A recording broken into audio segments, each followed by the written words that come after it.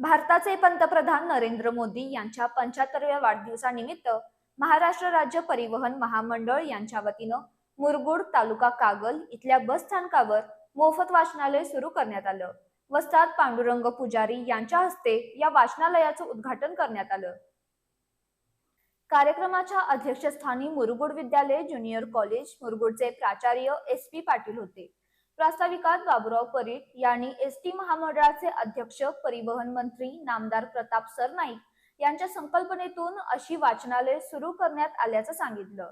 कोल्हापूर जिल्ह्यातील 3 बस स्थानकावर ही वाचनालय सुरू झाली असून यामध्ये मुरगुड बस स्थानकाचा समावेश आहे. विद्यार्थी, प्रवासी वर्ग, वाचकांनी त्याचा लाभ घेऊन परिवहन महामंडळाला सहकार्य करावं असं आवाहन केलं.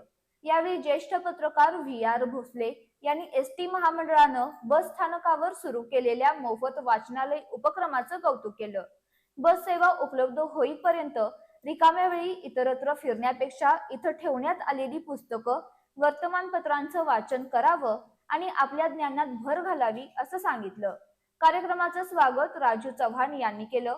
यावेळी पांडुरंग पाटील, नामदेव एकल, वाहतूक नियंत्रक BD परीट, सुनील चव्हाण, संजय भोसले, अमृत पाटील, चालक वाहक कर्मचारी, मुरगुड विद्यालय, शिवराज विद्यालयातील ज्युनियर कॉलेजचे विद्यार्थी, प्रवासी मोठ्या संख्येने उपस्थित होते.